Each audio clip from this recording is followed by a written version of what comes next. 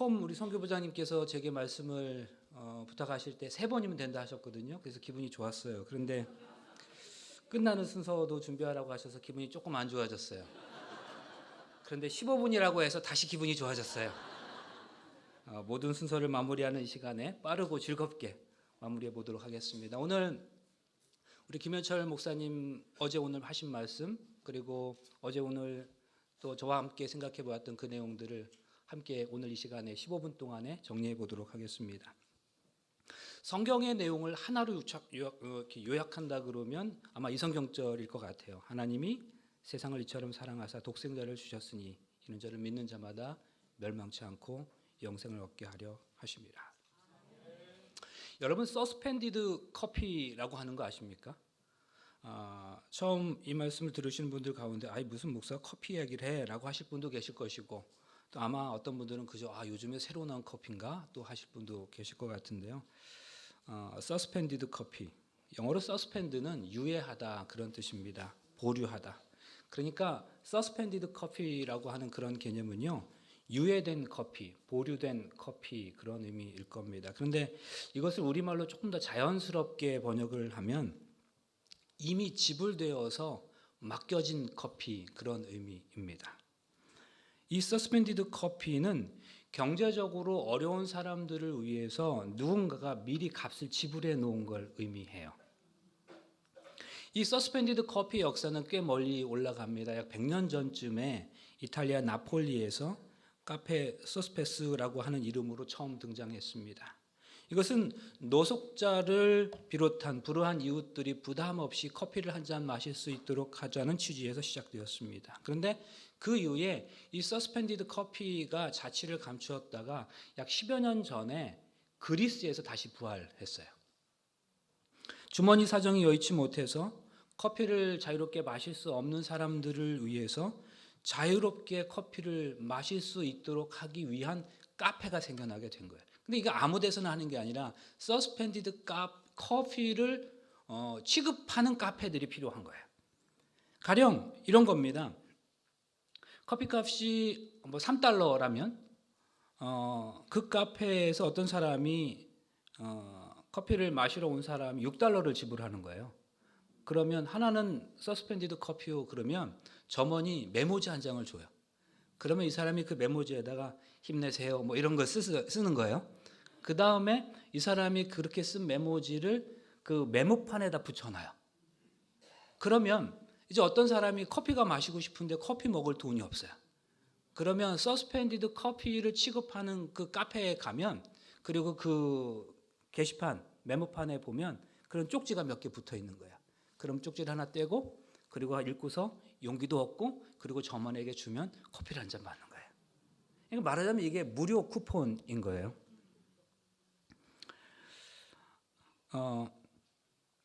처음 4곳에서 시작된 이 서스펜디드 커피가 2016년에 그리스에서만 100여 개 지점을 하게 되었습니다.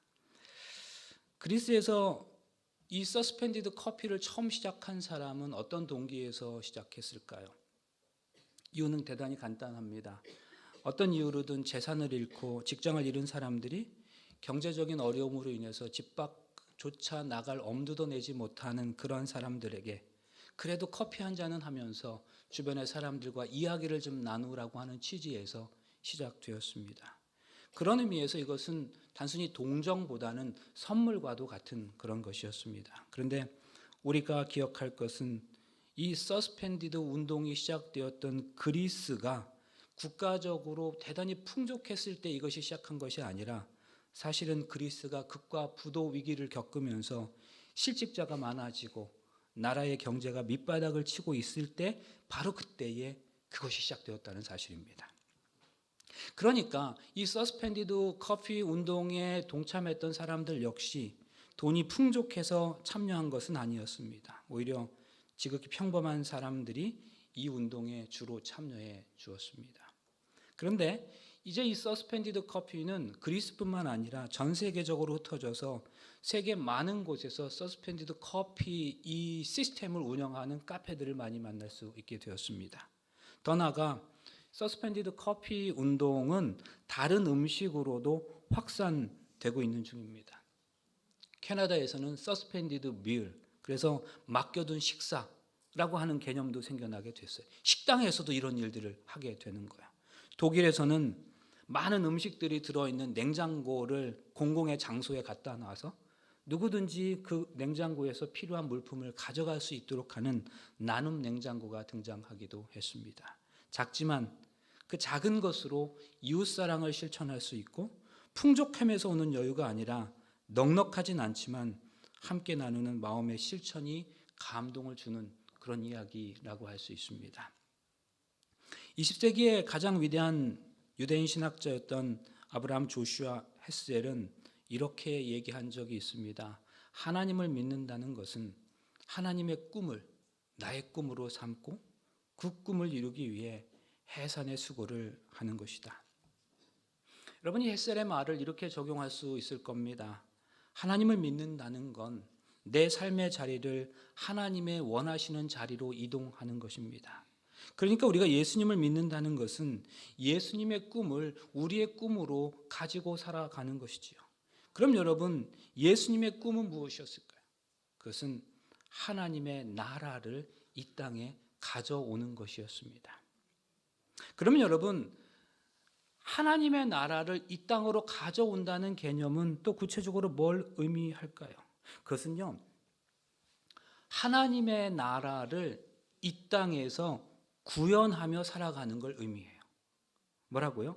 하나님의 나라에 있을 법한 것을 이 땅에서 실천하며 실행하면서 살아가는 것은 곧 그 하나님의 나라를 이 땅에서 구현하는 것이 되는 것입니다. 저는 이것과 관련해서 묵상하기 좋아하는 개념이 있어요. 여러분, 영화 있잖아요. 영화는 보통 몇 시간 합니까? 2시간 정도 해요. 그런데 이 영화가 개봉되기 전에 영화를 선전하는 홍보하는 영화 홍보, 그걸 뭐라 그러죠? 예고편이라 그러죠. 근데 그 예고편이 나와요. 근데 2시간짜리 영화를 홍보하기 위한 예고편이 한 2분 정도 돼요. 2분. 그런데요, 그 예고편을 사람들에게 왜 보여주는 거죠? 홍보하려고, 기대 갖게 하려고. 그래서 잘된 예고편일수록 사람들이 그 예고편을 보고 나면 어떤 느낌을 가질까요? 와, 저 영화 언제 개봉하는데 나 저 영화 꼭 봐야 되겠다. 그런 생각을 하게 되는 거죠. 그래서요, 여러분, 그 예고편을 보고 본편을 기대하게 만드는 거예요. 그런데 여러분, 하나님 나라의 예고편은 바로 교회입니다. 그래서 눈에 보이는 교회를 보고 사람들은 보이지 않는 하나님 나라에 대한 관심과 흥미를 느낄 수 있어야 되는 거예요. 사람들은 하나님 나라를 볼 수가 없잖아요. 그런데 보이는 우리, 교회된 우리의 삶을 통해서 그들은 교회를 느껴요. 그래서 교회된 우리를 보면서 보이지 않는 하나님 나라를 갈망할 수 있게 만드는 거죠. 그런데요, 아무리 짧은 영화 예고편이라고 해도 영화 속의 주제가 다 그 속에 담겨져 있습니다. 그렇죠? 정말 재미있는 엑기스 장면들이 거기 다 들어가 있어요. 하나님 나라에 정의가 있다면 교회는 정의를 보여줄 수 있어야 돼요. 왜요? 교회는 하나님 나라의 예고편이니까. 하나님 나라에 사랑이 있다면 교회는 사랑을 보여줄 수 있어야 돼요. 하나님 나라에 용서가 있다면 교회는 용서를 세상에 보여줄 수 있어야 돼요. 왜요? 교회는 하나님 나라의 예고편이기 때문입니다. 그래서 하나님 나라에 있을 법한 것을 교회가 이 땅에서 실천하며 살아갈 때 그게 바로 이 땅에 하나님 나라를 구현하며 살아가는 거예요. 이 생각을 하다가 또 재밌는 생각이 났어요. 조금 다른 개념인데 베스킨 라빈스 있잖아요. 여기 그 보라색이 무슨 글자인지 아세요? 30일이에요. 왜? 그 무슨 뜻이냐면 31가지라고. 31가지는 왜 30일까지일까요? 한 달이 30일이니까 매일 한 개씩 먹으라는 거예요. 너무 많아요. 근데 우리 중에 이걸 다 먹어본 사람은 아무도 없어요. 그냥 이름만 보고 이거 맛있겠다, 색깔 보고 맛있겠다 그래요. 근데 이거를 덕컹 샀는데 맛 없을 수도 있잖아요. 그러니까 이거를 뭐가 있을까? 이게 맛보기 스푼이 있어요. 그래서 이렇게 여기 베스킨 라빈스 가게 되면 스푼 조그만 거 가지고 이거 좀 떠주세요. 그럼 이렇게 해서 먹어보고 이거 맛있다. 이거 먹는 거예요.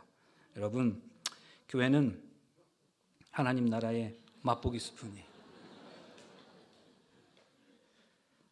그래서 하나님 나라에 있을 것 같은 것들을 교회가 이 땅에서 구현하며 살아간다면 곧 우리가 하나님 나라를 이 땅에 가져오는 거예요. 그런데요, 하나님 나라에 없을 것 같은 것을 우리가 이 땅에서 없애며 살아가는 것 역시 하나님 나라를 우리가 구현하며 살아가는 것일 거예요. 여러분, 하나님 나라에 공회가 있을까요? 그러면 교회는 공회를 없애는 방식으로 살아가야 해요. 그래서 진정한 그리스도인이라면 환경에도 관심을 가질 수 있어야 돼요. 하나님 나라에 음식물 쓰레기가 있을까요?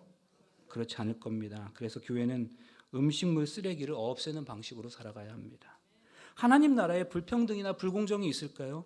그렇다면 이 땅에서 그 차별과 불평등을 없애는 방식으로 살아가야 할 겁니다. 하나님 나라에 누군가에 대한 적대적인 마음이 있을까요? 아닙니다. 그렇다면 교회는 그 미움을 없애고 사랑의 마음을 키워가는 방식으로 살아가야 할 겁니다. 하나님 나라에 없을 것 같은 것들을 이 땅에서 없애며 살아가는 방식, 여러분 이게 우리에게 필요합니다. 이것이 하나님 나라를 이 땅에서 구현하며 살아가는 거죠. 그렇게 살아갈 때 나는 비로소 이 세상에 하나님 나라를 가져오는 삶을 살아가게 되는 거예요. 세상은 나를 통해서 하나님 나라를 경험할 수 있게 되는 겁니다. 이것이 바로 공공신학이에요. 교회 안이나 가정과 같이 지극히 개인적이고 사적인 공간에서뿐만 아니라 우리가 살아가는 공동체, 국가, 더 나아가 이 세계의 공적인 영역에서도 하나님 나라를 구현하며 살아갈 수 있어야 하는 것입니다. 이제 말씀을 정리하겠습니다. 서스펜디드 커피 이야기를 생각해 봅니다. 서스펜디드 커피는 이미 누군가로부터 값이 지불되어져서 그 다음 사람이 원하기만 하면 누구든지 공짜로 마실 수 있는 커피를 의미한다고 말씀드렸습니다.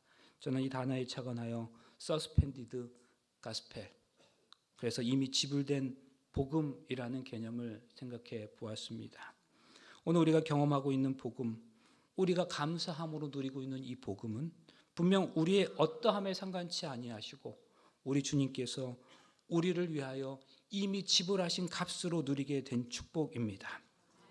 그런데 여러분, 복음은 누구에게나 복음이어야 합니다. 그래서 십자가에 달리신 그리스도의 복음을 통해서 내가 기쁨이 있고 내가 구원이 있어서 행복을 경험하게 되는 것처럼 다른 누군가의 삶에서도 똑같은 경험이 이루어질 수 있도록 해야 합니다. 우리는 스스로를 그리스도인이라고 말합니다. 그런데 그리스도인이라고 하는 원래 처음의 뜻은 우리가 그리스도께 속했다라는 의미입니다. 그리스도인은 그리스도께 속한 사람이에요. 그리스도께 속한 사람은 그리스도의 삶을 실천하는 사람이죠. 그래서 그리스도인은 그리스도의 눈으로 세상을 바라보고 그리스도의 마음으로 이 세상의 사람들을 대하고 그리스도의 입으로 세상을 말하는 사람들입니다. 우리가 정말로 그리스도인이려면 우리가 살아가면서 나와 내 가족, 내 교회, 내 공동체를 넘어서 남을 염두에 두는 삶을 살아갈 수 있어야 합니다. 우리가 교회 안에서 교제하는 사람들이 내 형제고 내 가족인 것처럼 교회 밖에서 만나는 사람들도 우리들의 형제이고 가족일 수 있어야 합니다. 한국 사람과 미국 사람을 나누고 흑인과 백인을 나누고 우리와 그들로 나누는 것은 이미 내 의식 속에서 나의 사랑과 관심으로부터 멀어질 남을 별도로 구분해 놓는 겁니다. 물론 우리가 살아가면서 행정적으로 또는 구조적으로 그러한 구분이 필요한 것은 사실이지만 하나님 자녀된 관점에서 구분은 분명히 성경적이지 않다는 사실을 기억해야 합니다. 성경은 우리가 하나님을 사랑하고 또 이웃도 사랑해야 한다고 말합니다. 그러면 이웃을 사랑한다는 말의 의미는 무엇인가? 어떤 이웃에게 필요한 것을 채워주고 도와주는 것을 이웃 사랑이라고 할 수 있겠지만 그것이 이웃 사랑의 전부를 말하는 것은 아닐 겁니다. 이웃을 사랑한다는 것은 나의 있음 자체가, 나의 존재 그 자체가 누군가에게 폭력적이지 않은 것입니다. 그러한 마음의 자세가 바로 이웃사랑의 시작이라고 할 수 있습니다. 내가 누군가의 사람 옆에 있기 때문에 그 사람의 마음이 깊어지고 맑아지고 따뜻해지면 우리는 그 이웃을 사랑하는 겁니다. 그런데 어떤 사람을 만나면 괜히 긴장하게 되고 나를 가식적이게 만들고 내 영혼이 위축되는 경우가 있습니다.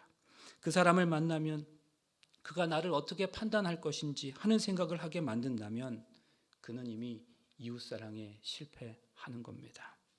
내가 이웃을 사랑한다는 것은 나와 만나는 그 사람 속에서 가장 아름다운 생의 가능성을 이끌어내는 것입니다. 그래서 나의 존재 자체가 이웃사랑이 될 수 있어야 합니다.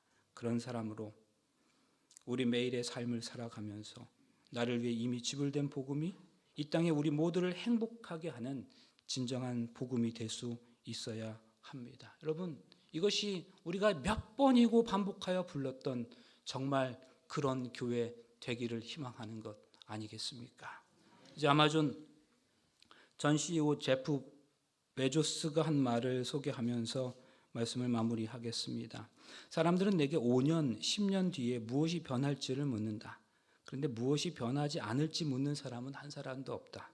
무엇이 변하든 고객이 원하는 가치를 제공한다면 고객들은 절대로 변하지 않을 것이다. 여러분, 우리는 변하는 것에 더 많은 관심을 가질 때가 있습니다. 그러나 변하지 않는 성경적 가치와 진리가 있습니다. 그것이 더 중요합니다. 아니, 가장 중요합니다.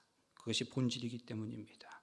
우리가 그것에 집중하는 교회가 될 때에 하나님께서 오늘 이 땅에 세우신 그 교회의 목적을 이루게 될 것입니다. 그러므로 우리가 이 땅에 있는 한 공공신학의 바른 실천자들이 되어서 하나님의 나라를 이 땅에서 구현하며 살아가시는 우리 모두가 되시기를 간절히 바라면서 말씀을 마치겠습니다.